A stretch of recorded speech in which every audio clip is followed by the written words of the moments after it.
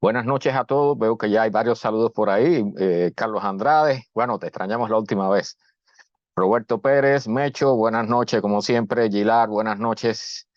Tenemos un buen club por acá. Y bueno, como siempre, los domingos vamos a estar hablando sobre el tema de la crisis climática. Y bueno, realmente dije el domingo pasado, y lo repito, hay tantas noticias sobre este tema que constantemente tengo que estar quitando noticias de la lista porque no da tiempo para hablar de ellas en hora y media, hora y media que se hable aquí. Entonces, hoy tengo un tema, vamos a decir, súper importante, o sea, un nuevo resultado, un nuevo estudio científico que salió esta semana y que es impactante o sea, con respecto a los resultados que da. O sea, lo que vamos a hablar hoy, lo que vamos a darles hoy en la presentación, que voy a comenzar con una serie de noticias y vamos a terminar con la presentación hablando sobre este tema específico. Impacta fuertemente el futuro de nuestros hijos y de nuestros nietos. O sea, es sabido por todos ya que la situación de este año, la situación climática de este año, ha sido fea, ¿verdad? Hemos tenido impactos en ciudades que han borrado prácticamente ciudades del mapa. Entonces, realmente, si la cosa se va a poner peor, realmente estamos hablando de impactos bien fuertes con respecto al futuro y al futuro de toda la humanidad, ¿no? Y del planeta en general y de todas las especies que habitan en él.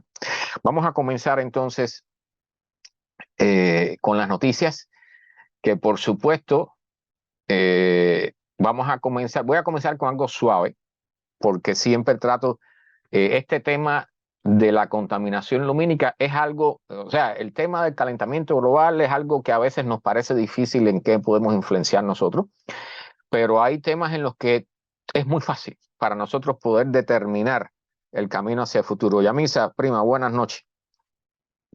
Bien, uno de los temas más fáciles en los cuales nosotros podemos ayudar a mejorar es el tema de la contaminación lumínica, que para muchos parece, bueno, qué cosa, que no se vean un poquito más de estrellas, ¿no? En la noche no es grave. O sea, las estrellas no van a sufrir por eso, pero bueno, por supuesto, los que nos dedicamos a la astronomía sabemos muy bien la influencia que tiene. No solo nos afecta la posibilidad de ver la belleza del cielo y de estudiar los fenómenos que hay en él, sino también muchas personas no saben que tiene influencias graves en la vida, en la ecología y en la vida de las personas también. O sea, hay estudios que han demostrado fehacientemente que la contaminación lumínica puede contribuir incluso a los casos de cáncer, al empeoramiento de los casos de cáncer de mama, por ejemplo. Ha habido estudios al respecto. El famoso caso de las tortugas que salen en la orilla de la playa y terminan muriendo aplastadas en la carretera porque buscan la luz de la luna llena que las lleve a guiar hacia el mar, pero en realidad se guían por las luces de la ciudad o de los automóviles en la autopista y terminan yendo en sentido contrario y terminan muertas, ¿no? Entonces, y bueno, también igualmente con insectos y todo. Y este estudio, yo les invito a leerlo, este artículo, es bastante breve, pero dice que incluso con bajos niveles de iluminación durante la noche, o sea, por debajo de la iluminación que da la luna llena, en medio de una noche, pues ya se comienzan a notar interrupciones en toda la cadena alimenticia, en los insectos, en los animales. Así que, o sea, es importante y esto es algo tan fácil como sustituir las luces que usted tiene afuera, que para sentirse seguro puede iluminar sus automóviles o su propiedad. Puede sustituir todas esas luces por unas que están fácilmente al alcance de todo el mundo ya prácticamente, que es ir a Home Depot y comprar, o ir a una ferretería y comprar luces de esta de acción de movimiento. O sea, cuando ven un movimiento se encienden, pero el resto del tiempo están apagadas. Y eso contribuye enormemente a la reducción de la contaminación lumínica y nos va a ayudar a dormir, porque, o sea, yo aquí tengo vecinos que tienen unas luces tan fuertes que a veces he tenido que hablar con ellos para decirle que por favor pongan la luz, o la reduzcan o la apaguen o la pongan de sistemas de todo automático, pero o sea, las luces LED actuales son bien intensas y penetran incluso a través de las cortinas más gruesas, de las ventanas, por donde quiera se te cuela, por las rendijas se te cuela la luz y para dormir eso es dañino. ¿Bien? Entonces, y es dañino, por supuesto, para los insectos que se encuentran atrapados en un círculo sin fin alrededor de las luces y se les destruye la vida, ¿no? Y los animales en general. Entonces, esta es la parte más fácil, ¿no? El tema más sencillo que traía hoy. Vamos a comenzar entonces. Alfonso, bienvenido. Buenas noches. bienvenido, gracias por estar por acá. Por supuesto, con el tema que está caliente, que es el caso este del huracán Otis y la ciudad de Acapulco, ¿no? Que realmente ya las cosas ahí se han salido de control totalmente, la ciudad está prácticamente destruida. Ahí vemos las personas reclamando que obtener gasolina y comida porque miren las condiciones de la ciudad, ¿no? O sea, realmente, y las personas llorando porque no tienen dónde vivir. Tengo aquí un artículo que está detrás de este video. Este video es relativamente corto, lo traje precisamente por lo corto que es, pero da lástima ver eso, pero son las condiciones creadas precisamente por nosotros mismos. ¿Bien? O sea, es la primera vez que Acapulco se ve golpeada por un huracán de categoría 5. Eso nunca en la historia de la ciudad había ocurrido. La ciudad había estado adaptada cuando más a categoría 1, a huracanes de categoría 1. ¿Bien? Y realmente este suceso vamos a decir, ya casi está terminando el video, vamos a dejarlo allí. O sea, incluso voy a repetirlo, miren la situación que hay en una gasolinera. O sea, imagínense que suceda eso, por ejemplo, aquí en la ciudad donde usted vive, en Miami, en el caso mío, en cualquier ciudad. Estas condiciones son insoportables. Y sobre todo donde hay los núcleos grandes de población, una situación así sería totalmente insostenible.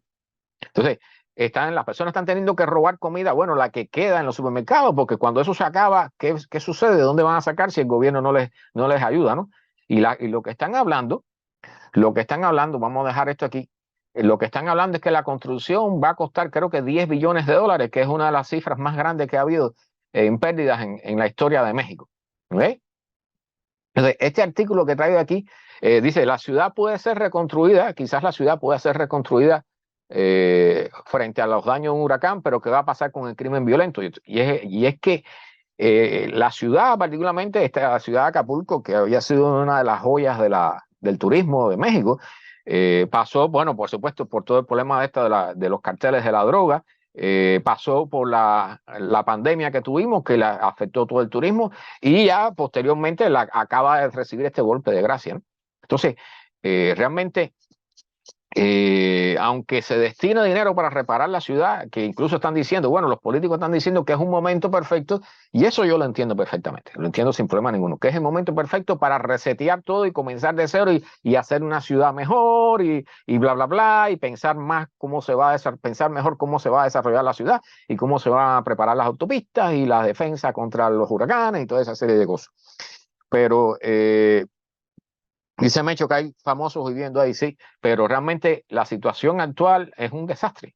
Yo no creo que ahí vaya a quedar muchos famosos viviendo por ahora, ¿no? O sea, deben haberse ido a la ciudad inmediatamente si tuvieron suerte. O sea, cuando hay una situación de esta, ni los millonarios pueden resolver su problema. O sea, a no ser que tengas un helicóptero y venga a recogerte, la entrada y la salida en automóvil estaban prácticamente bloqueadas las carreteras por deslizamiento, por lo que sea, por árboles tirados. El ejército después entró allí a tratar de controlar aquello. Entonces, es realmente las calles llenas de todo tipo de restos de viviendas y de edificaciones y de casas, ¿no? Muebles y todo tirado en las calles. Es imposible prácticamente moverse. Entonces, están hablando allí incluso de que aunque se aparezcan los 10 billones de dólares, 10 billones con B, para reconstruir, que eso para la economía de México no es como en la economía de Estados Unidos, pero aunque aparezca ese dinero, puede ser, y esta era una vista de las anteriores, ¿no? Antes de todo el problema, puede ser que, por supuesto, la mafia, la droga allí, todos los carteles de la droga se metan a controlar ese dinero y transformen todo lo que pudiera ser un desarrollo normal para una ciudad, para recuperarse, pudiera crearse todo un sistema ahí para lavar dinero y un montón de cosas más. Entonces, yo no pienso que esta ciudad vaya a recuperarse totalmente de esto que le ha sucedido. Realmente ha sido un golpe bien duro. O sea, hay que estar en un huracán de categoría 5 para saber lo que significa eso. Y exactamente, Mecho, los millonarios son los primeros que se van. Y realmente yo tuve una persona que conozco que me dijo, bueno, la pérdida de algunos será la ganancia de otros porque va a llover en otras partes. Esto que se está viendo aquí no merece que nadie mejore su estatus con un poco de agua después de una sequía. O sea, esto no tiene costo, esto no tiene justificación ninguna, ¿no? Aunque hoy realmente, bueno, la naturaleza hace las cosas y nosotros no podemos luchar contra eso, y esto es una prueba con ellos, contra ellos. Dicho sea de paso, hay personas por ahí que dicen que, que hay países como Estados Unidos, que el ejército de Estados Unidos está controlando el recorrido de los huracanes y hay toda esa serie de cosas. Miren, esto es una prueba de que eso es imposible. ¿Ok? Incluso, o sea, se ve aquí en los Estados Unidos, cuando pasa un tornado, usted no puede hacer nada contra eso a no ser esconderse.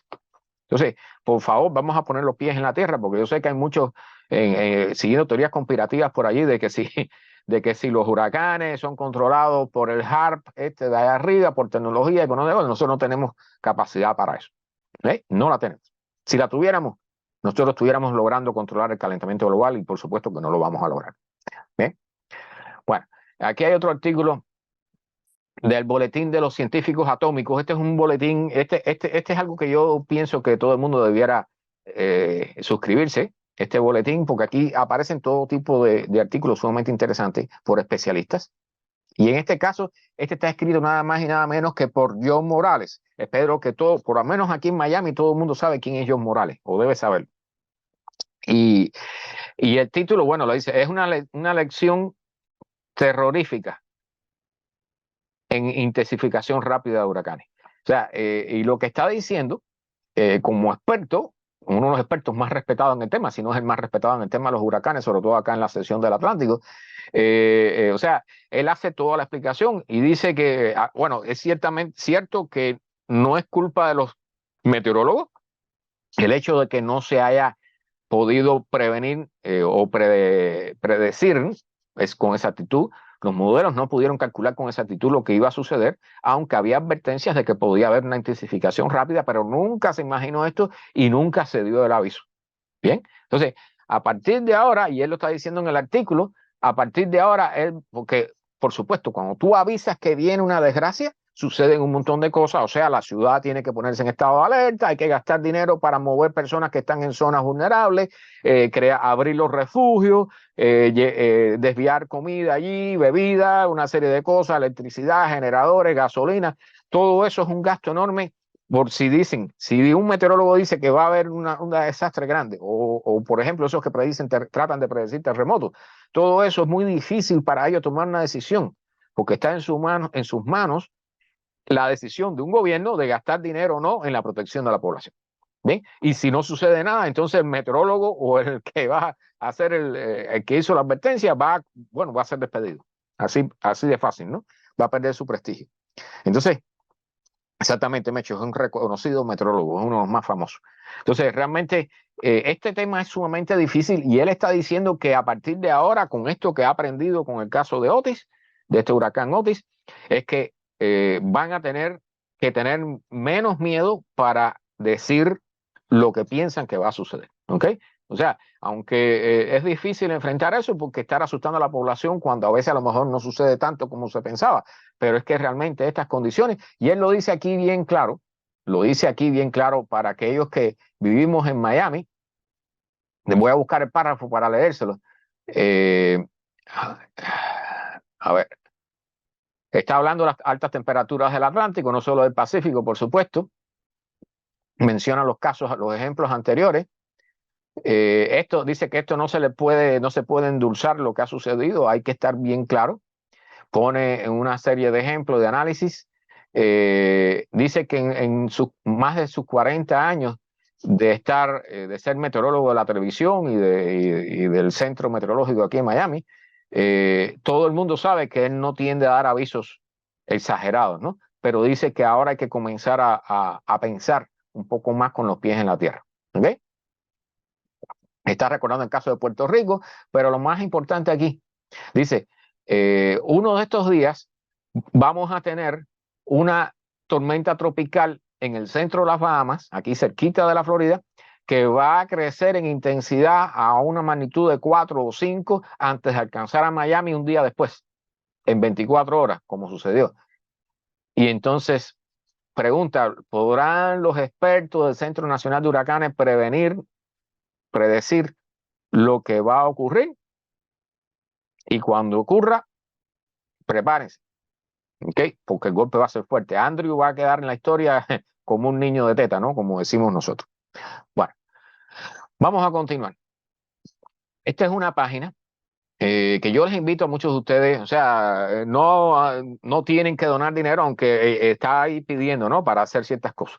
Pero esta es una página que te permite calcular tu huella de carbono. Hay varias, ¿ok? Hay una que se llama 8 billion trees, 8 billones de árboles, que es muy buena.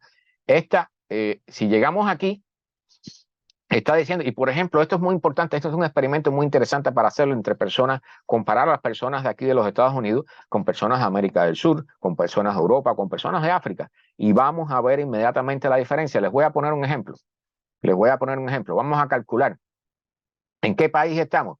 Yo voy a poner un zip code cercano a donde yo estoy. Tengo un cero ahí que no sé por qué. ¿Por qué no sé? ¿Por qué el cero? ¿Por qué el cero no se borra? Bueno, no sé. Vamos a aceptar ese, no sé por qué. ¿Cuántos miembros hay en tu casa? Yo pongo 3. ¿Okay? ¿Qué tipo de electricidad usas? ¿Usa electricidad generada solo por combustibles fósiles? Que aquí en este caso se agrega también la central nuclear.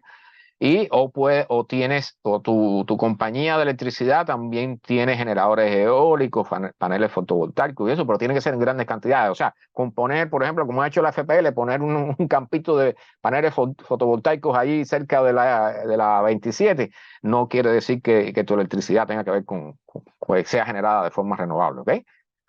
Entonces, ¿cómo te mueves? ¿Es un automóvil? Eso te agrega 2 créditos, ¿ok? Por supuesto, nosotros movemos con un automóvil constantemente. Tú vuelas en avión, vamos a poner que yo vuelo en avión una vez al año, uno de nosotros, ¿ok?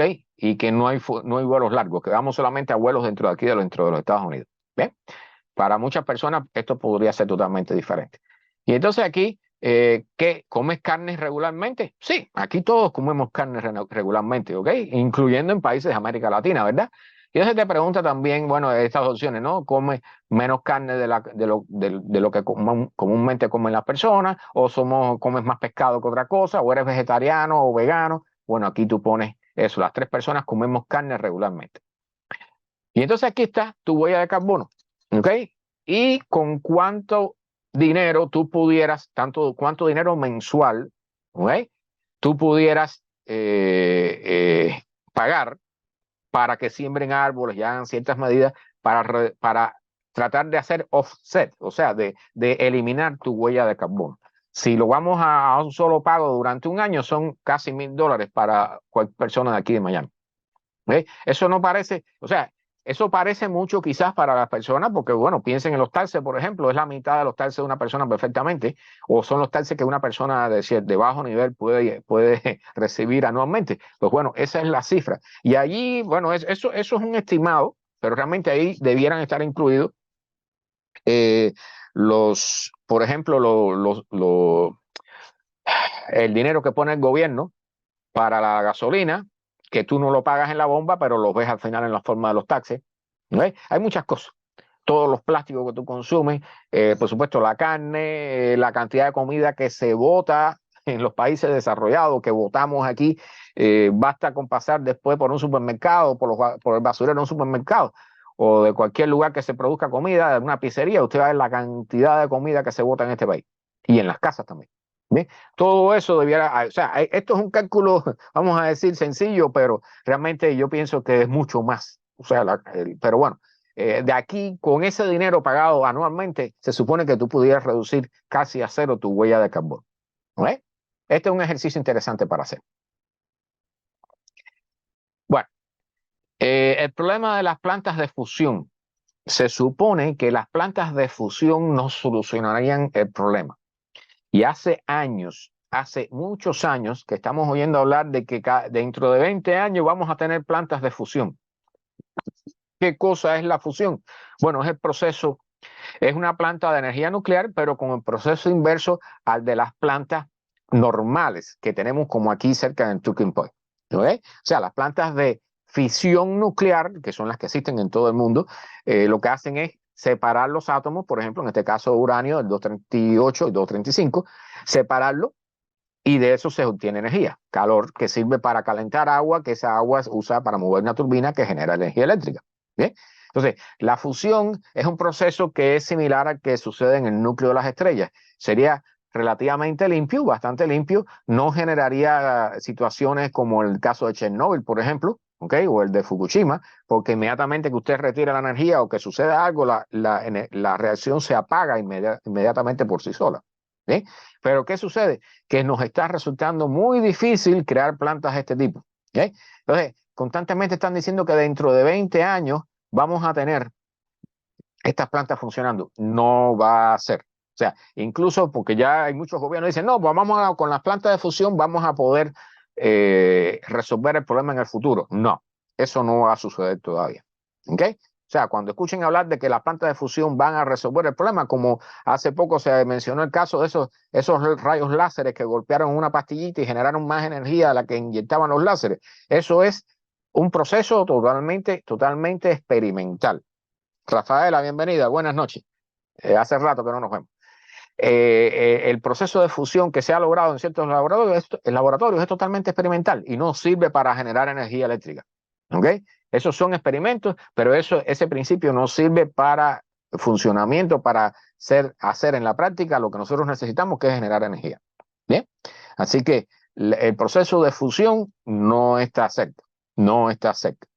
Entonces, y esta es una parte interesante de cómo pronosticar lo que va a suceder en el futuro, en este caso con la vegetación, pero por supuesto ahí se incluye el movimiento de los animales, de los insectos y también tarde o temprano de las personas. ¿Okay? Entonces, aquí se habla, aunque esta es la imagen, una imagen relativamente cercana, no está muy lejos en el tiempo, pero ya si se fijan, hay zonas en rojo en los Estados Unidos. Déjenme tomar un poquito de agua. En eso vamos a hablar de eso si quieren, Alfonso. Hay zonas de los Estados Unidos que están en camino de desertificación. ¿Okay? Fíjense que el Sahara está en rojo.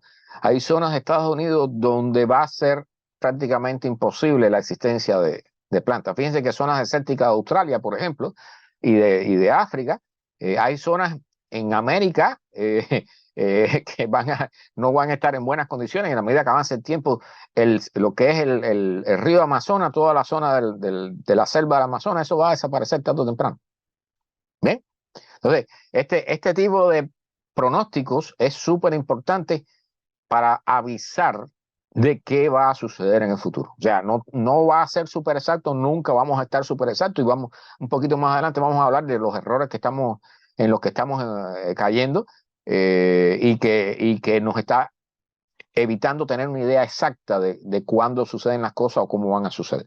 Pero realmente el tema de cómo se va a mover la vegetación más hacia el norte, que por supuesto ven en verde, que serían las áreas mejores para las condiciones de habitabilidad de las plantas y por supuesto también de los animales, de los insectos y de las personas. Como ven, se va bien al norte o bien al sur. En el sur casi no hay tierras, así que la gran mayoría se queda en lo que es la Siberia actualmente, bien, el norte de Canadá, Alaska, toda esta zona. Es importante, o sea, que usted vea eso en verde no significa que ahí se vaya a poder sembrar.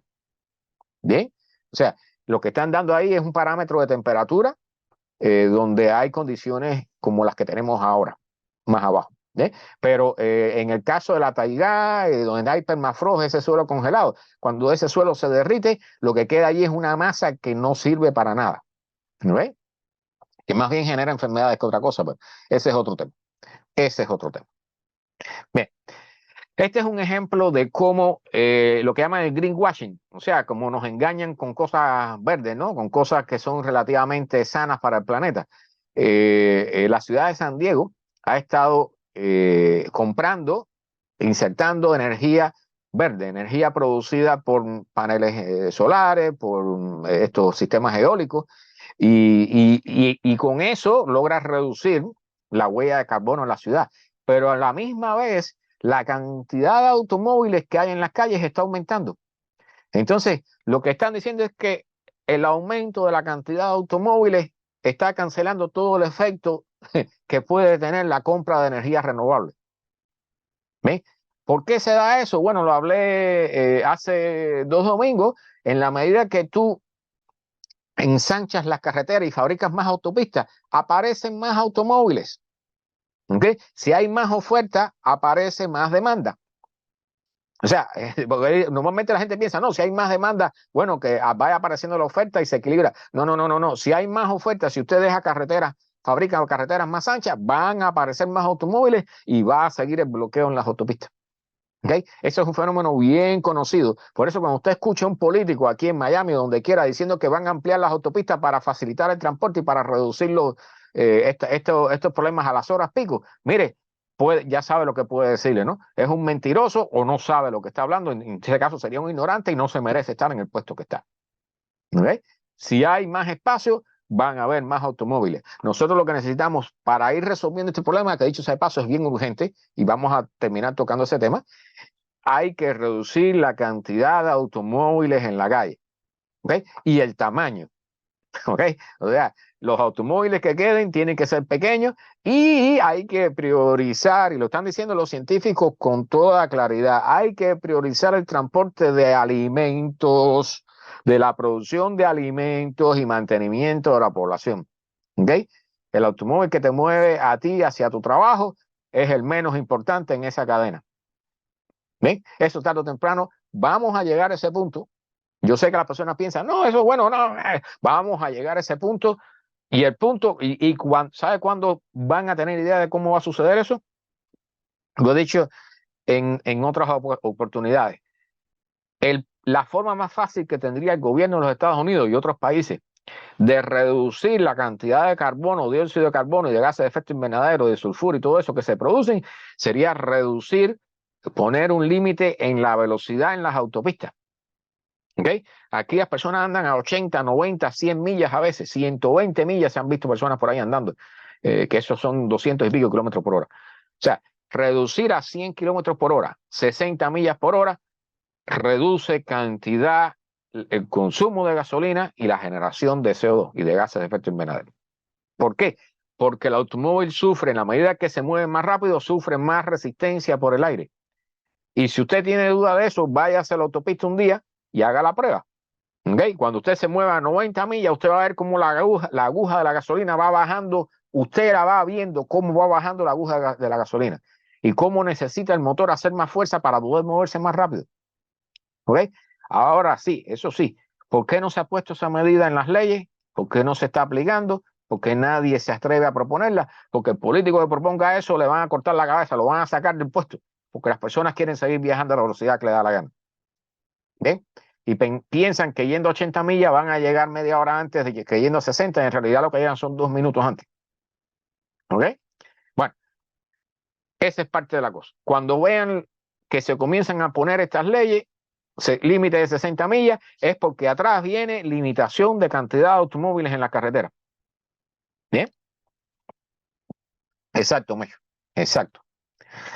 Bien, estas personas, dicho sea de paso, este es un tema sumamente interesante. Los que producen calabazas para vender a fin de año en Halloween. Estas calabazas no se comen. Son calabazas que se producen para venderla, para generar dinero. Y por supuesto, otros gastan el dinero. Pero lo único que se hace con ellas es ponerlas adorno y después se botan en la basura. ¿Okay? Esta es una producción que acaba con la tierra porque le extrae los recursos para producir algo que no tiene razón de producirse, excepto el dinero. Y como siempre he dicho, el dinero no se come. ¿Okay? Pero particularmente este productor de calabaza dice que no va a haber futuro, o sea, este es el último año en que va a producir calabaza porque no hay suficiente agua, hay sequía, los trabajadores son súper caros, el problema con el agua no se termina y ya sus hijos tienen que irse ¿a dónde? A la ciudad. Que ese es parte del problema que hemos estado hablando de la migración climática que está ocurriendo aquí en los Estados Unidos también, porque piensan que eso ocurre en América Central, o en América del Sur, o en África, o en Libia, o en no sé dónde. No, no, no, no, no, no, no, no. Eso está ocurriendo en todas partes. Las personas que se quedan sin trabajo porque no hay agua, o porque el calor hace insoportable la vida en esa zona, o criar animales, o sembrar cualquier tipo de producto, esas personas se quedan sin trabajo, se van a ir a la ciudad y van a incrementar la carga en la ciudad, porque las ciudades son parásitos. Dicho sea de paso, ciudades como Miami, por ejemplo, cuando usted ve un mapa, ve los límites de la ciudad de Miami, esos no son los límites de la ciudad de Miami, los límites oficiales en un mapa. La ciudad de Miami no puede vivir sin los alimentos que se producen en otros lugares que no son ciudad. ¿Ok?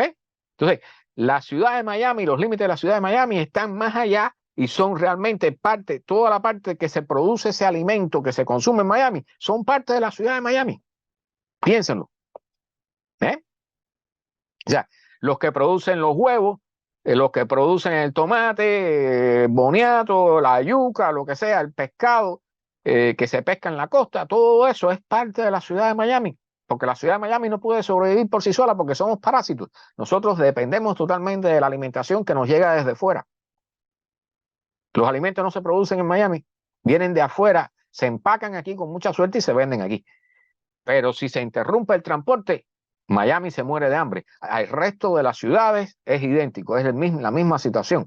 Hace unos programas atrás, puse el ejemplo de Tokio. Tokio consume, la ciudad, la capital de Japón, creo que tiene como 20 millones de habitantes, consume el doble de lo que produciría Japón en alimentos. ¿Ven? O sea, tienen que importarlos de fuera del país. Entonces, o sea, cuando vean un mapa de los límites de la ciudad, piensen, los límites de la ciudad no están en los límites políticos de la ciudad, ¿ok? Los límites de las ciudades están más allá y tienen que incluir, y eso, por eso es que estamos como estamos, porque nos estamos autoengañando. Tienen que incluir a los lugares donde se produce la comida, porque sin eso la ciudad no existe. ¿Bien? Bueno, este hombre va a quebrar su negocio y se va a ir a la ciudad. Y ese hombre, como él y sus hijos han sido agricultores, probablemente no hayan estudiado programación o lo que sea, cualquier proceso industrial, no son matemáticos, no son profesores, teachers, como decimos aquí, no son nada, son agricultores. ¿Qué va a hacer un agricultor en la ciudad? Formar parte del cinturón de pobreza. Bien, aquí es un poco menos notable, pero está. Pero en países como América del Sur, por ejemplo, en Centroamérica, se nota y va a crecer. Y eso, repito, es parte de la migración climática que ya está en funcionamiento. ¿Ven? Recuerden que están diciendo, los cálculos dicen que para el 2050 pudieran haber entre 600 millones y más de 1 billón de personas migrando en todo el planeta, producto del clima. ¿Ok? Los humanos han alterado sustancialmente la relación entre los lobos y los ciervos, ¿no? En este caso, pero bueno, puedo poner ovejas o cualquier otra cosa. O sea, la relación entre el carnívoro y el animal herbívoro que lo mantiene.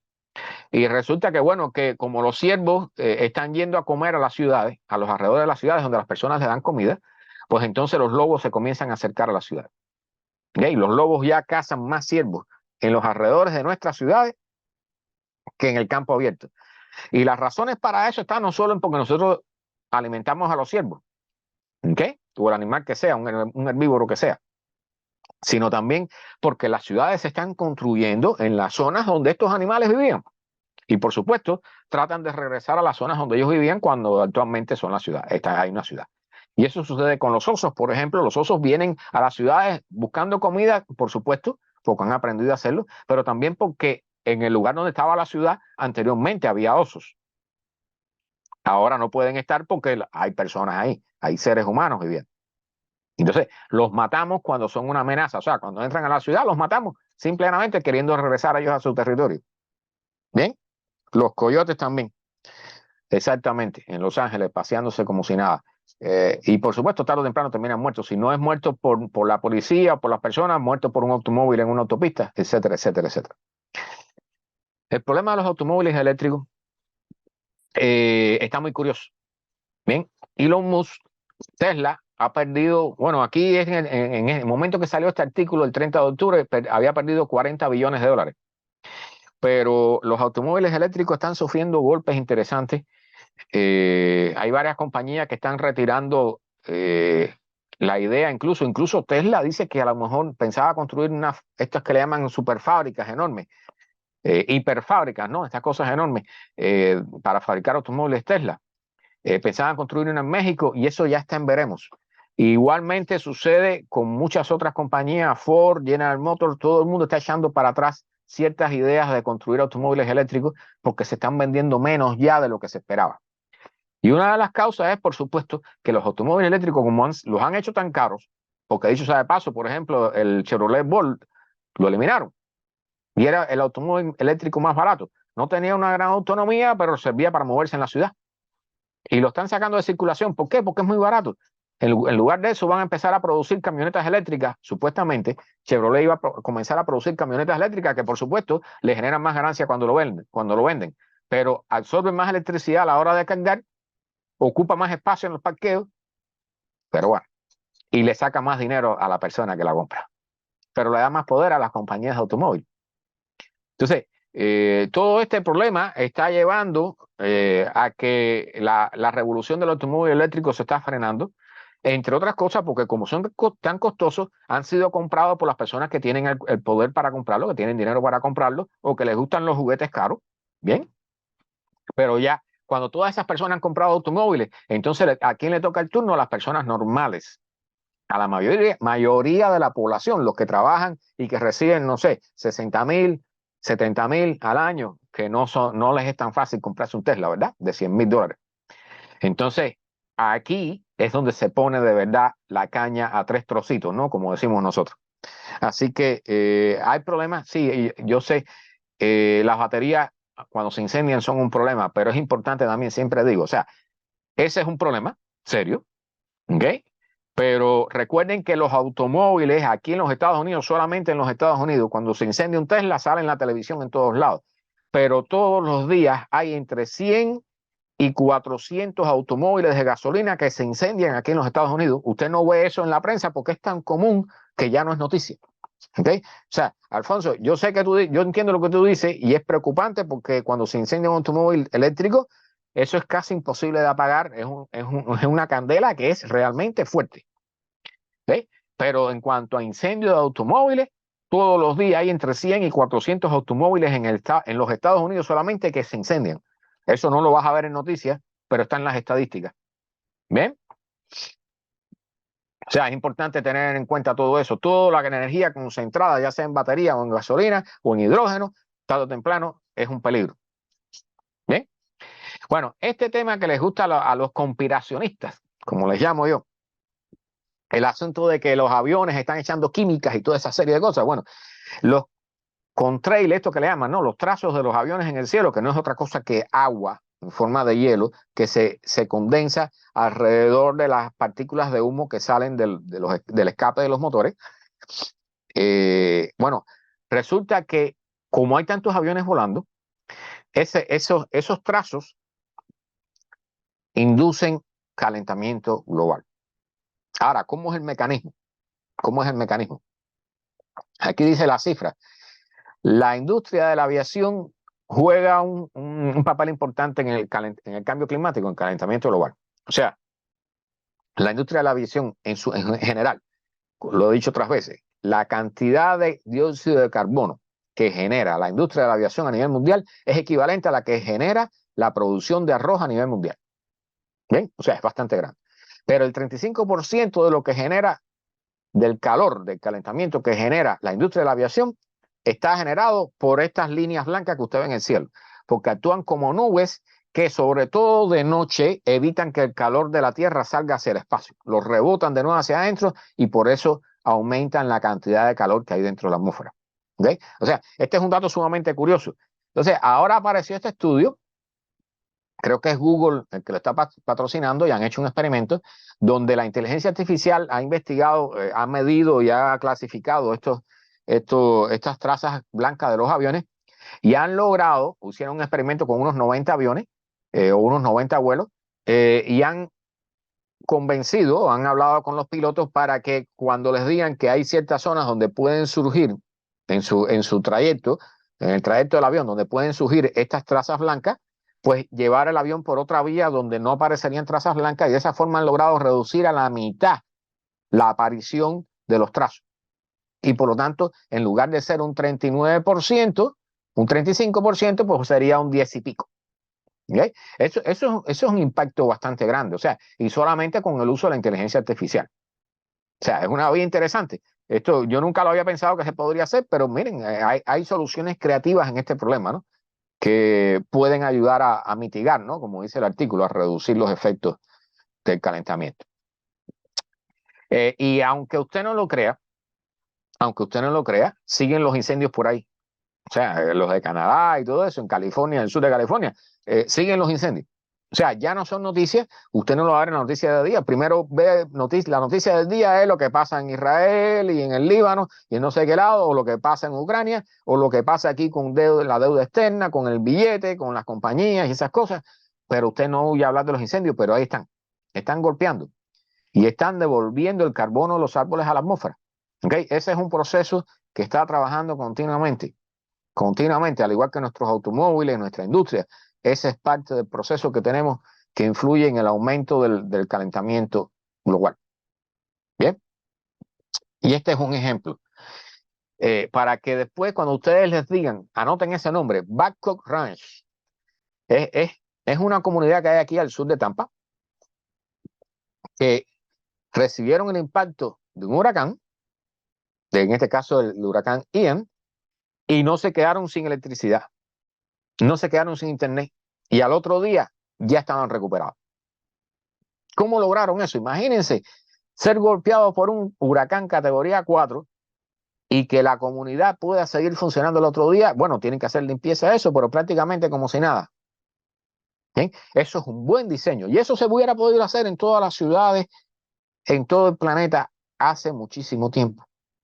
Si se hubieran tomado las medidas a tiempo, si se hubiera despertado, si los políticos no estuvieran tratando de echarse el dinero en el bolsillo todo el tiempo y atendieran a las cosas que debieran y la población fuera lo suficientemente inteligente para exigirle a los políticos las cosas que hay que hacer.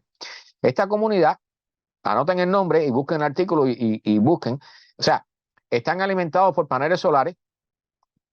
Aquí está, que en este caso están puestos por la FPL, fue un acuerdo con la FPL. Y bueno, miren, yo lo aplaudo. Yo no confío mucho en las compañías grandes estas, pero en este caso apruebo esto que ha sucedido. Han logrado ser resilientes, ¿no? O sea, lograr sobrevivir a un huracán prácticamente sin pérdida. Los paneles solares no sufrieron nada porque están bien anclados al suelo, están preparados para huracanes.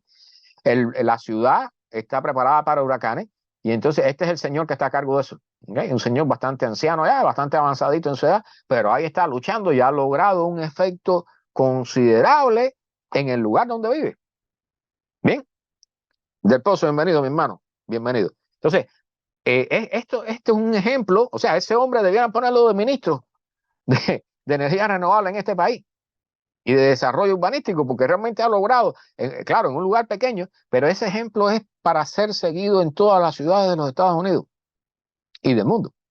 Bien, él ha logrado que pase un huracán categoría 4 por encima de su pueblo y no pase nada. No pase nada.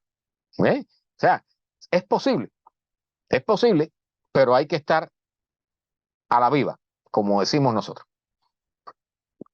Bien, y este caso, aumento inesperado del nivel del mar entre los años 2014 y 2016, atribuido al Niño. Hubo dos eventos del Niño y efectivamente hubo un registro del aumento del nivel del mar de unos 8 milímetros por encima del promedio. O sea, normalmente, y aquí están las cifras, a ver si las puedo leer, el promedio es 8 milímetros y en ese año subió 8 milímetros extra. Entre el 2014 y 2016 hubo dos eventos del Niño en esa temporada.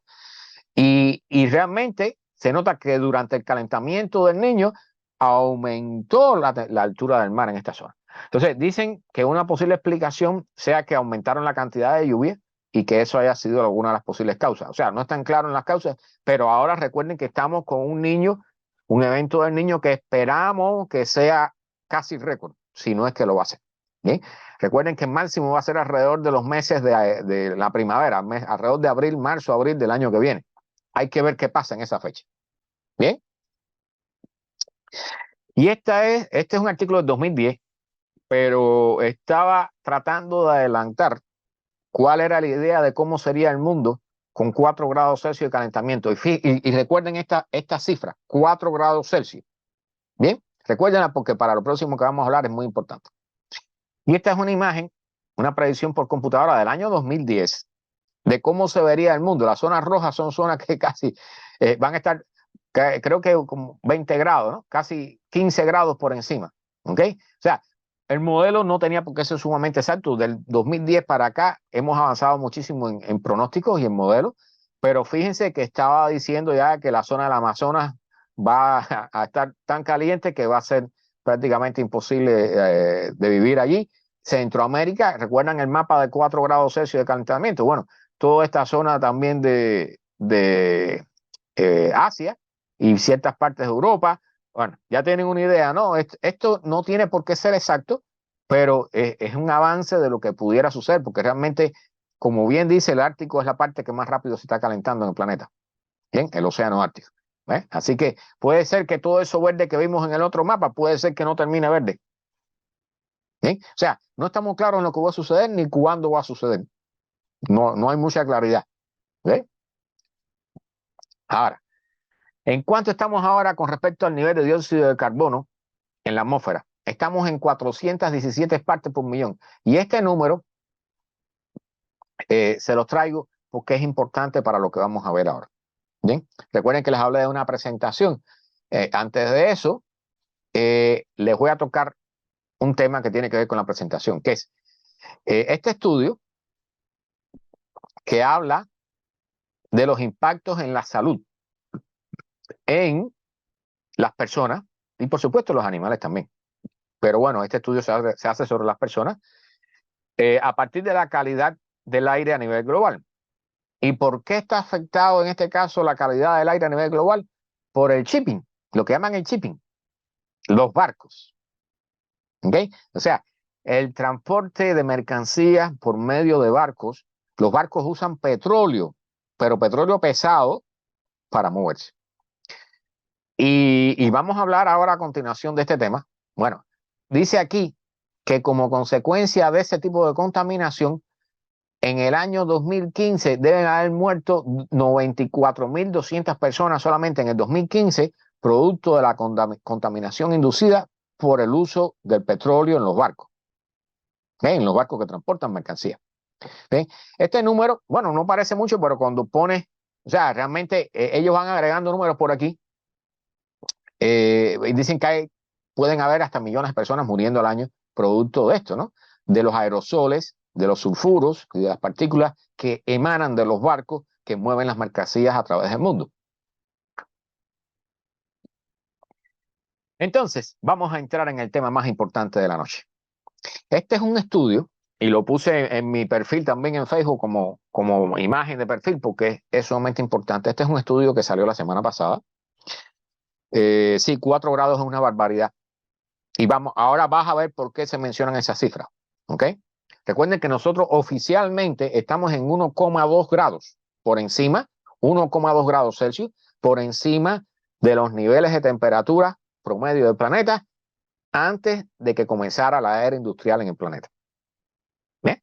Bueno, este estudio se llama así, Global Warming in the Pipeline, o sea, calentamiento global en la tubería, ¿no? Para decirlo de una forma curiosa aquí en español, una forma cómica. Todos estos son los autores y aquí está el Astra. Pero yo preparé la presentación, yo preparé una presentación para explicarles esto con más facilidad, para que puedan verlo mejor. Bien, este es el nombre del estudio. Déjenme mover un poquitico este panel que a veces me molesta para ver cosas. Ok, bueno, este es el famoso estudio que acaba de salir. ¿Ven? Ese es el título. Y yo les voy a poner primero unas capturas de pantalla de la presentación que hace esta persona, James Hansen, que es un especialista súper renombrado en el tema. Trabajó en la NASA, o sea, el tipo tiene toda esa serie de cosas. Y hay que ver el video donde se habla de esto, que si quieren les pongo después el enlace al video, ¿no? Pero igual lo pueden buscar porque el título es fácil. La cosa es que él comienza con esta diapositiva con un planteamiento muy simple, ¿ok? Vivimos en un planeta donde el clima del planeta está caracterizado por unas respuestas demoradas, o sea, las respuestas que da el clima del planeta a las entradas, a los impulsos que se le dan, son demoradas, demoran en reaccionar. El planeta demora en reaccionar, el clima del planeta demora en reaccionar. ¿Ok? Pero también cuenta con feedback de amplificación, feedback positivo, realimentación positiva. Entonces, ¿qué es lo que nos está diciendo esto? Que cuando hay algo, como el hecho de que nosotros estemos agregando dióxido de carbono a la atmósfera, que es un gas de efecto invernadero, en la respuesta, el resultado demora en llegar, pero cuando llega, se amplifica rápidamente. Entonces, él está diciendo, mencionando la frase que no está puesta aquí en el video, él la dice, textualmente dice que el hecho de que la reacción del clima en la Tierra sea demorada crea una discriminación generacional. ¿Ok? Parte de lo que nosotros estamos recibiendo ahora, estos golpes que estamos recibiendo con respecto al clima, han sido generados por los boomers, los baby boomers y esa gente, la generación anterior a nosotros. Y los impactos que nosotros, o sea, la contaminación que nosotros estamos generando ahora va a golpear a nuestros hijos y a nuestros nietos, porque la respuesta se demora. Bien, entonces este es el estudio, pueden leerlo, por lo menos el abstract, que es corto, es fácil de leer y está bien explicado. Y entonces, ¿qué es lo que dice este hombre? ¿Cuál es el descubrimiento que genera este estudio? ¿Bien? O sea, el IPCC, el famoso Panel Intergubernamental para el Cambio Climático, trato de decirlo porque me confunde la palabra un poco, trato de decirlo correctamente, había estimado, a ver si se ve el mouse aquí, aquí abajo dice 3 grados Celsius de calentamiento por cada incremento. Entonces,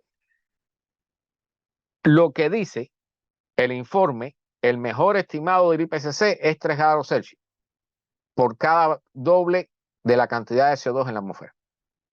¿Okay? Pero estas personas, este grupo de científicos ha hecho un nuevo estudio incorporando los aerosoles que son generados, por ejemplo, por los buques estos que le estábamos hablando, y entonces han descubierto y comparando, que ahí está la gráfica que viene a continuación con los ciclos de hielo, de la edad de hielo en el planeta, y han encontrado que este efecto que le llaman sensibilidad climática no es de 3 grados Celsius, como se dice en el informe del IPCC, sino es 7, es más del doble. Ahora, ¿qué significa eso? O sea, imagínense que te digan de momento, tú tienes un hijo, y llega un momento y te dicen, no, tú tienes el doble, tú tienes 2, te aparece un hijo extra. ¿Cómo es posible eso, verdad? Bueno, este es un gráfico que muestra cómo, este es 0, es la temperatura, ¿ok? Aquí está la temperatura, cómo la temperatura en los periodos glaciales está por debajo y en los periodos como el actual hay cierto calentamiento, ¿ok? Y es posible la vida de los seres humanos y establecer una sociedad. Porque, si, por supuesto, si el planeta estuviera cubierto de hielo, nosotros no podíamos extraer minerales y lo mejor que lográbamos era vivir en cuevas encendiendo fuego para protegernos del frío. Bien, no podríamos extraer petróleo, no podríamos hacer nada. Lanzar cohetes, no tendríamos supermercados, ¿verdad? Entonces, nosotros estamos vivos ahora y con toda esta sociedad funcionando. Girard, bienvenido, buenas noches.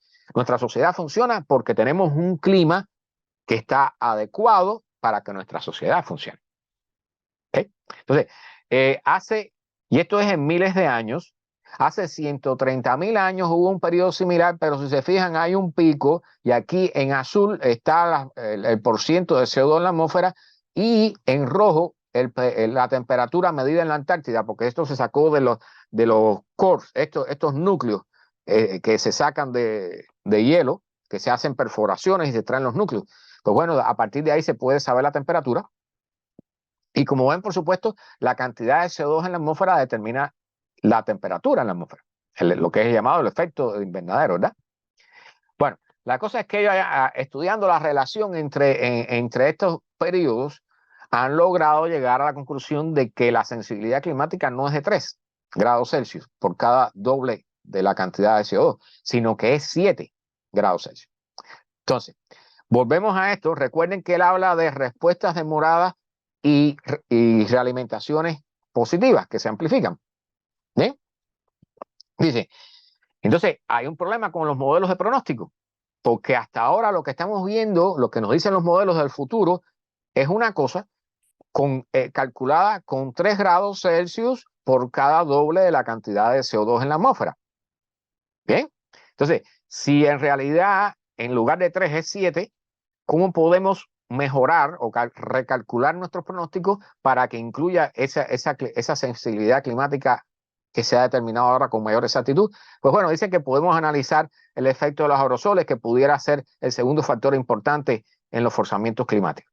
Entonces, el resultado de eso, y él pone esta imagen que los científicos tienen una capacidad creativa increíble, y este hombre ha hecho una presentación que me gustó muchísimo.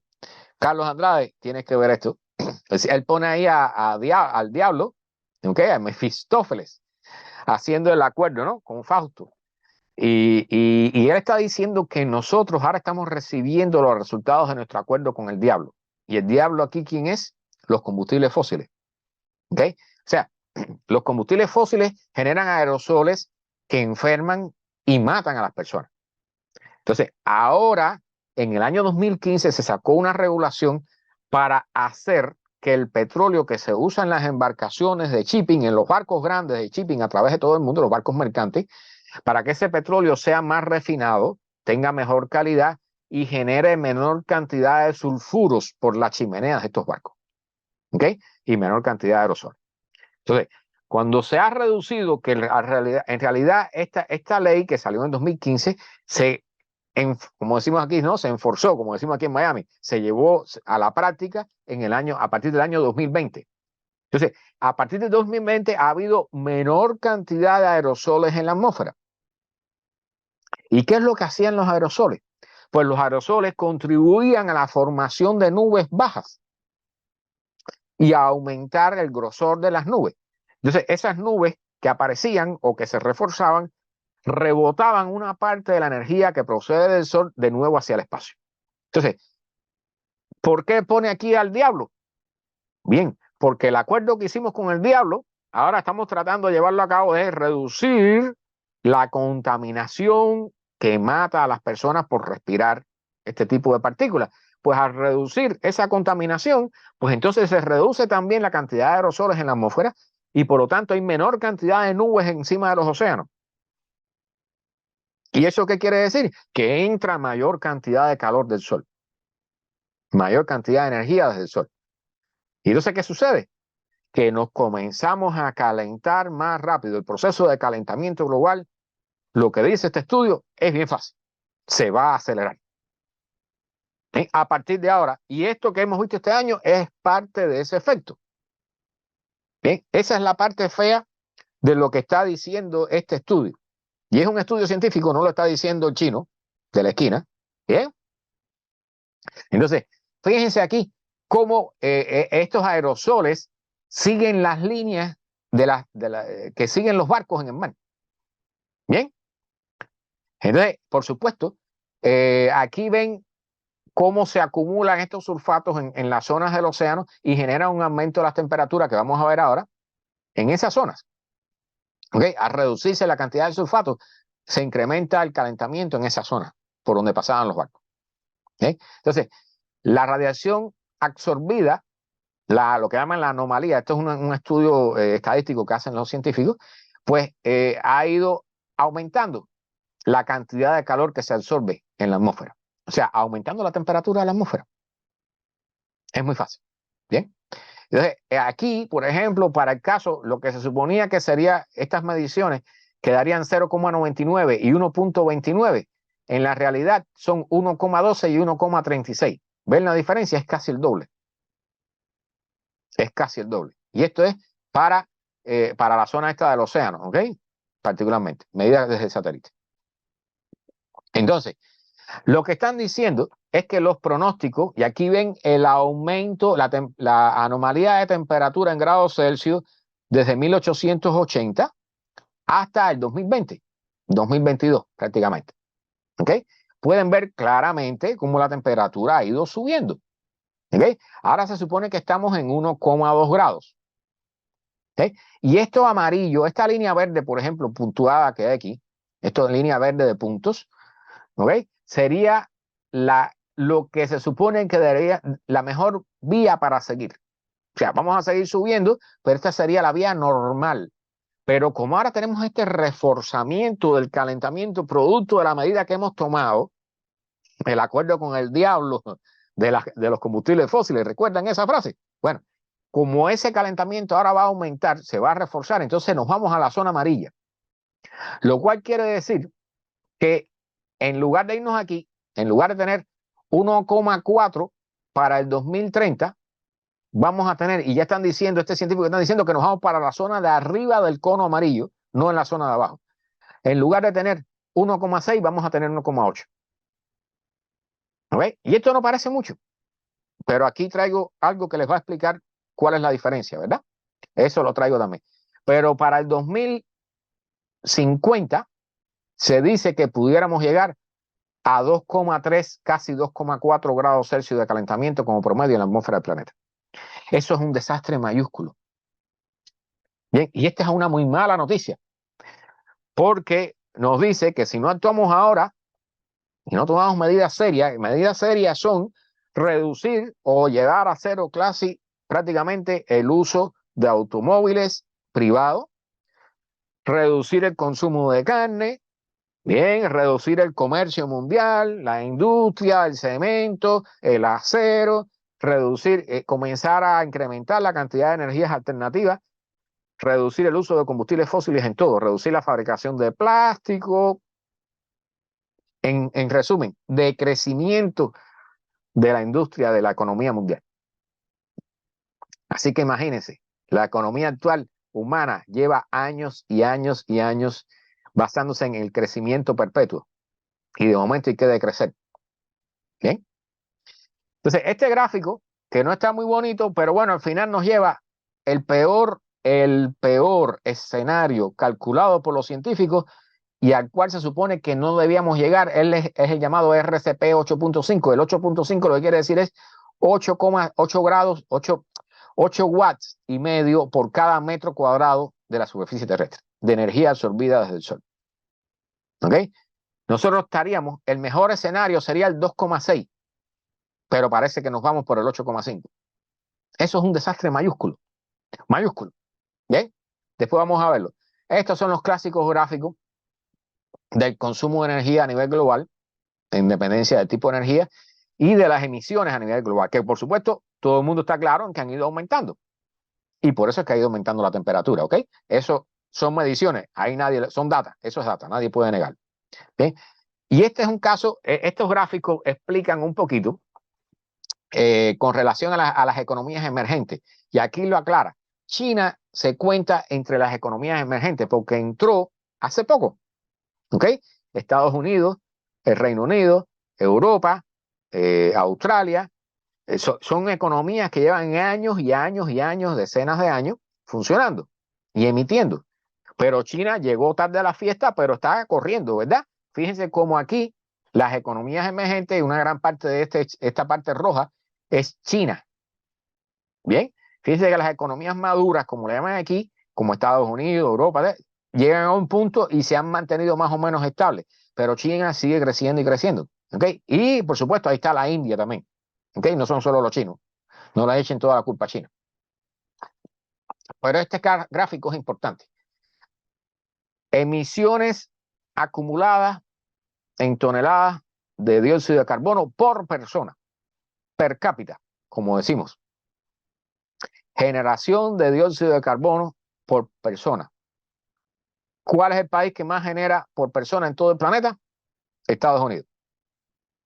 China, miren lo chiquitica que se queda. ¿Ok? Por eso es importante que todos nos demos cuenta que todos tenemos culpa de lo que está pasando. Cuando usamos aire acondicionado, cuando usamos nuestro automóvil, cuando volamos en aviones, cuando comemos carne, estamos contribuyendo a esto. Y unos países contribuyen más que otros. Lamentablemente, miren África donde está. Y están sufriendo muchísimo. Como dicen, los que menos contribuyen al problema son los que más van a sufrir. ¿Ok? Bueno, ya este es el resumen de todo este estudio. ¿Ok? Y aquí explican todo este asunto del el mejoramiento del conocimiento de los ciclos interglaciales con los ciclos glaciales, llevan a esta actualización, ¿ok? De los estudios, que en lugar de ser la sensibilidad climática en el equilibrio, que es otra cosa, en lugar de ser 1,2, sería 4,8, más del doble. Bien, recuerden que si usted tiene un hijo y está preparada toda su economía para tener un hijo, si a usted le aparece otro de golpe, su economía va a sufrir, si es que no va a la quiebra, ¿verdad? Estamos hablando del doble o más del doble. Y entonces, bueno, aquí menciona 2 o 3 cosas. Dicen que en este estudio está claro que 450 partes por millón de dióxido de carbono en la atmósfera implica un planeta prácticamente libre de hielo. 450 partes por millón. ¿Dónde estamos nosotros ahora? ¿Recuerdan la cifra que dijimos antes? 416. Bien. Y vamos para arriba, que chiflamos. Entonces dice que el calentamiento global equilibrado para la cantidad de gases de efecto invernadero que tenemos hoy sería 10 grados Celsius, que está reducida a 8 gracias a los aerosoles. Los aerosoles son equivalentes también a lo que se produce cuando hay una gran erupción volcánica, que se enfría la Tierra. Bueno, nosotros enfriamos un poco con estos aerosoles que generan muerte también. Recuerdan el caso del acuerdo con el diablo. ¿Bien?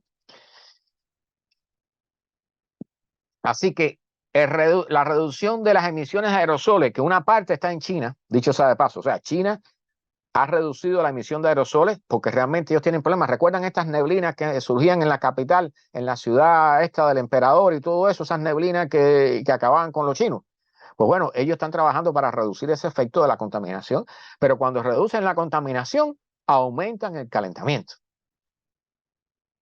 Así que hemos llegado al punto donde el hecho de tratar de mejorar o de resolver un problema grave que tenemos, nos empeora la situación. Se nos está trancando el dominó, como decimos los cubanos. ¿Bien? Dice, abajo las condiciones geopolíticas actuales, el calentamiento global va a sobrepasar el 1,5 grados. De hecho, él lo que dice claramente es, y aquí voy a ser bien claro con esto, el límite del Acuerdo de París de 1,5 grados que no debía sobrepasarse está muerto. Nos vamos para encima de 1,5 grados antes de que termine la década de 2020. Y a los 2 grados vamos a llegar antes del 2050. Y los 2 grados van a morir también. Nos vamos a ir por encima de los 2 grados. ¿Bien? Los impactos en la naturaleza y en las personas se van a acelerar en la medida que los extremos meteorológicos producto del calentamiento global se incrementen. La enormidad de las consecuencias demandan un retorno inmediato a las temperaturas anteriores. ¿Ok? Entonces, él aquí pone algunas medidas que voy a comentarlas porque quiero que, exactamente, Alfonso, si desaparece todo el hielo, que eso no va a suceder en los próximos años, no tienen que preocuparse por eso, pero si desaparece todo el hielo, solamente entre Groenlandia y la Antártida son más de 7 metros de altura del nivel del mar. Bueno, en realidad, solo Groenlandia. Si está la Antártida también, creo que llega hasta 100 metros, una barbaridad. ¿Ok? O sea, el cambio de la geografía mundial sería olímpico. Bueno, la cosa es que habría las soluciones que él sugiere, y las ideas que él sugiere analizar, es incrementar el precio de las emisiones de gases de efecto invernadero. Para incrementar el precio de esto, hay que incrementar el precio de todo lo que tenga que ver con el carbón, el petróleo y el gas. Recuerden que están los subsidios, que se los he mencionado en charlas anteriores. O sea, usted no ve el precio real del petróleo, de la gasolina o del gas, porque los gobiernos le inyectan dinero a las compañías que producen y exportan los combustibles fósiles. Y esos subsidios del gobierno, ¿de dónde salen? De nuestros taxes. de nuestros impuestos. ¿Bien? O sea, cuando usted paga en la bomba, repito, cuando usted paga su gasolina en la bomba con su tarjeta de débito o de crédito, el precio que usted está pagando no es el precio que usted está pagando. Bien, el precio de esa gasolina incluye parte de sus impuestos a fin de año y usted no lo ve. Pero parte de los impuestos que tú pagas a fin de año o que pagas a la hora de comprar cualquier producto van a la industria de los combustibles fósiles para aliviarte el precio en la bomba. Eso es un engaño. Nos estamos autoengañando. Y ahí falta mencionar, que eso no lo incluye nadie todavía, pero que va a haber que hacerlo en el futuro, el precio de las enfermedades y de toda la contaminación y de todo el desastre que producen los combustibles fósiles, incluyendo el calentamiento global, que nadie lo está pagando. ¿Bien? Más la contaminación que producen los plásticos. ¿Bien? Cuando tú compras un producto plástico, ahí está el costo de producirlo, pero no está el costo de desecharlo y de toda la contaminación y todos los animales que mata y todo lo que el envenenamiento que nos producimos a nosotros mismos. Bien, tenemos que desarrollar abundantes fuentes de energía limpia. Entonces, él pone aquí, y yo por ahí tengo, creo que tengo el cuadro que puso, debe crearse una cooperación este-oeste. O sea, lo que está diciendo aquí es muy sencillo. Hay que acabar con las guerras.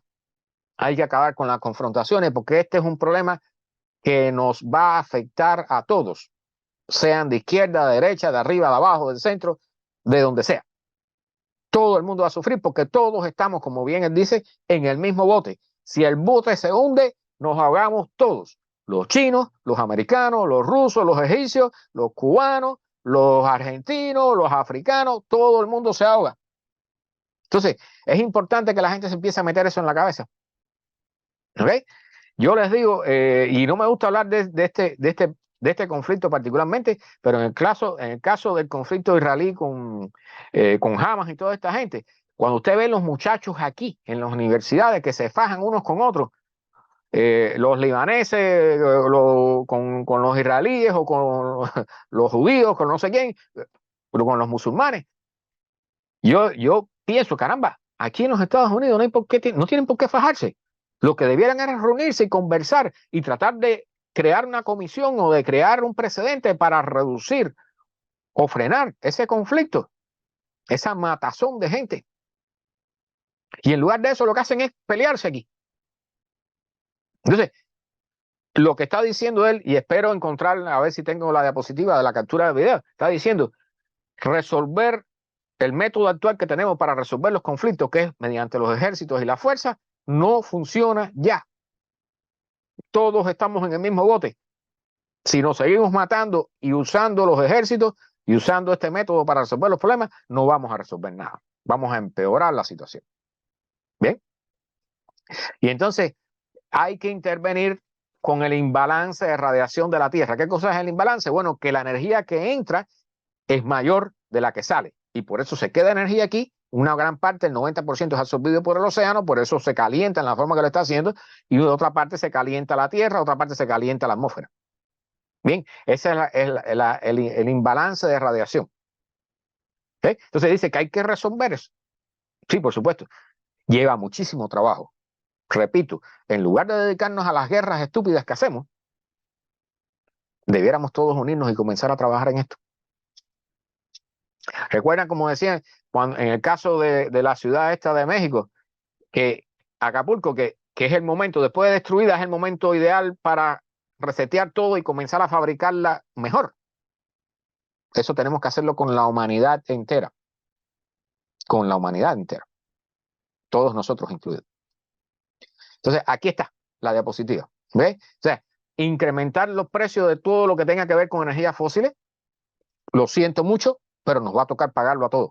En la bomba y en todos lados. Y eso va a ocurrir, díganlo o no los científicos, tarde o temprano va a llegar ese momento. Prepárense porque tarde o temprano va a llegar. Y no va a ser culpa de un presidente, ni de un Congreso, ni de un Senado, ni de un ministro. Va a haber que hacerlo. ¿Okay? Porque yo sé que por ahí enseguida al presidente de turno le toca el aumento de los precios del combustible, pero cuando baja nadie dice, eso es culpa del presidente. ¿Bien? Bueno, a todo el mundo le gusta echarle la culpa a las cosas a algo. La culpa del calentamiento global la tenemos todos. Mirémonos en el espejo. Entonces dice que todos los fondos recaudados por el aumento de los precios de los combustibles fósiles tienen que ir hacia el público para ayudar a combatir los problemas reales que tenemos. ¿Sí? Él habla aquí también de las fronteras y todo eso es un problema serio.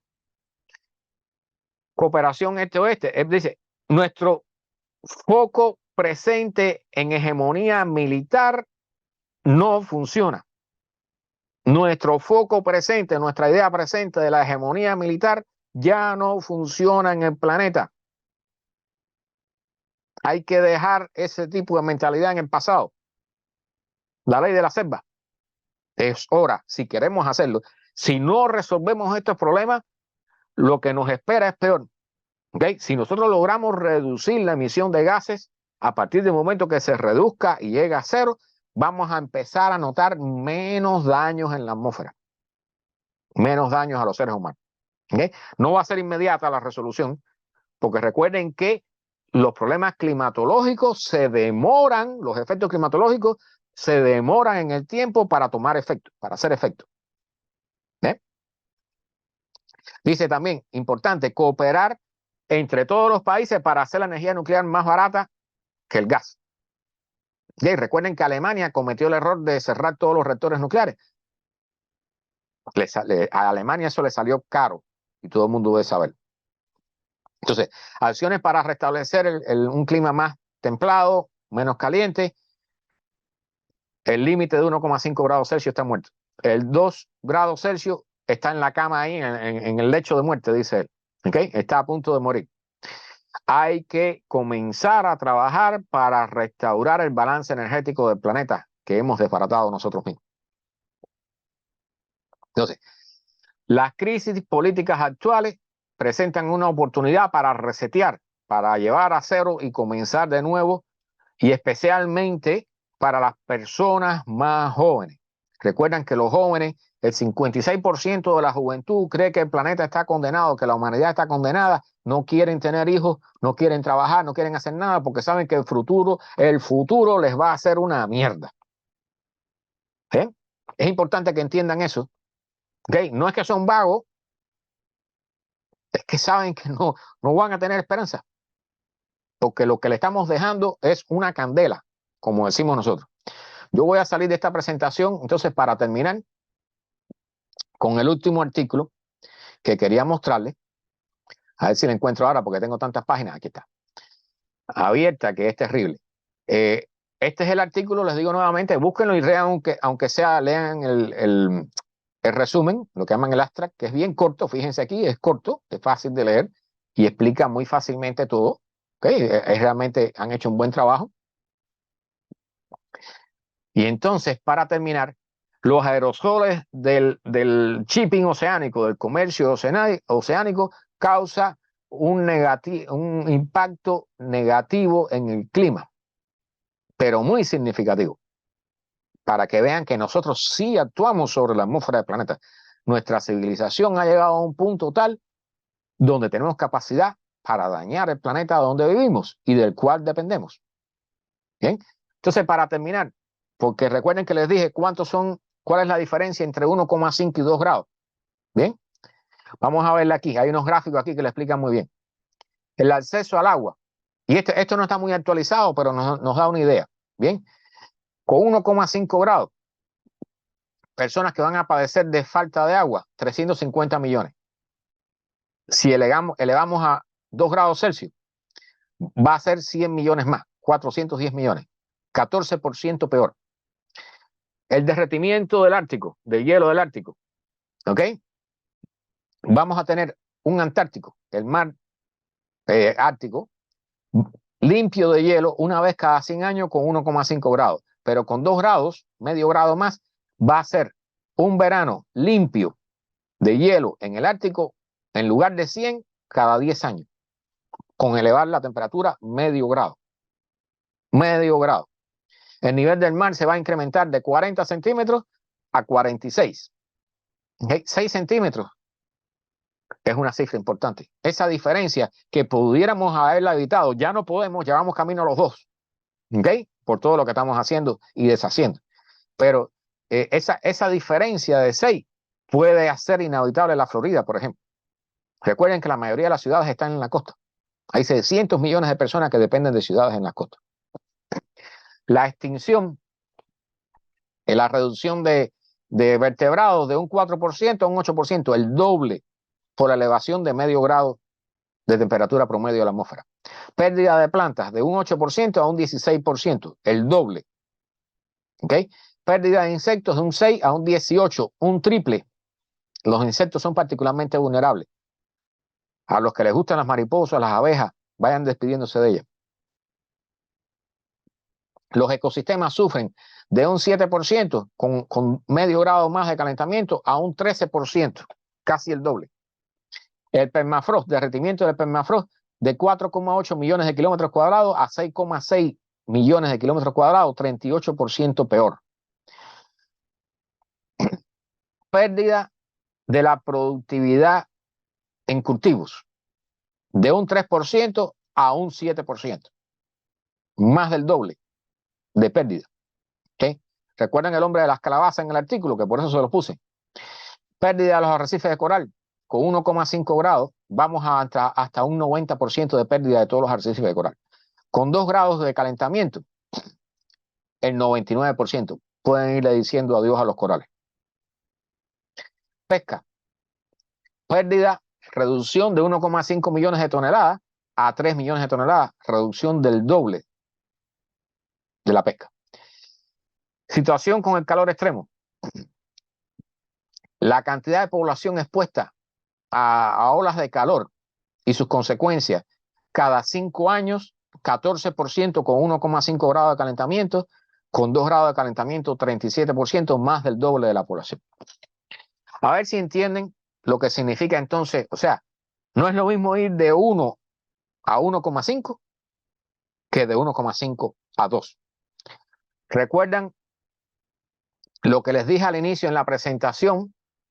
Que voy a poner esa diapo, voy a poner esa diapo precisamente porque vale la pena finalizar con esa diapositiva. A ver, salí de la diapositiva. Déjenme volver a poner porque se disparó el... Déjenme ir al inicio y poner esa diapositiva que es sumamente importante y resume perfectamente, y por eso él la puso, esa frase. El clima tiene respuestas muy lentas, lo cual hace que el daño que tú haces ahora lo sufren tus hijos. Y el daño que tú estás sufriendo ahora lo hicieron tus padres. Y el que sufrieron tus padres lo hicieron tus abuelos. Pero particularmente hay que mirar hacia el futuro, ¿verdad? ¿Okay? Entonces, nuestros hijos van a sufrir por lo que nosotros estamos haciendo ahora. Por nuestra falta de decisión, por nuestra falta de acción, por permitir que los políticos y por poner a los políticos que estamos poniendo en el poder, ineptos, estúpidos, ignorantes, idiotas, hay de todo en todas partes del mundo, dictadores, como decimos, el caudillismo. Yo siempre digo, el caudillismo es una de las peores enfermedades que ha generado el hombre con respecto a la sociedad. Y detrás de un líder no importa lo que haga el tipo. Lo mismo los que iban detrás de Fidel Castro en Cuba que los que iban detrás de Somoza en Nicaragua.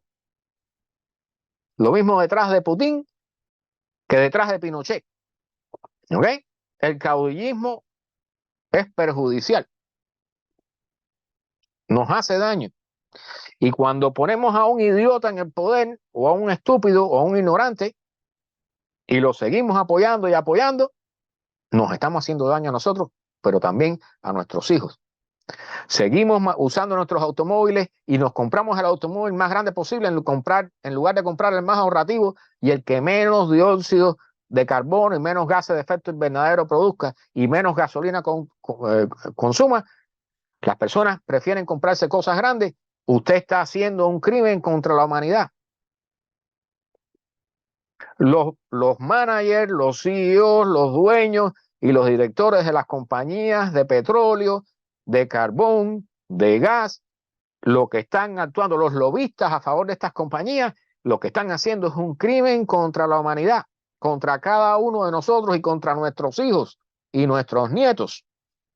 Porque recuerden que la respuesta del clima frente a los eventos que hacemos, a los eventos que actuamos, es demorada, es intergeneracional y tiene realimentaciones positivas, lo cual hacen que se acelere.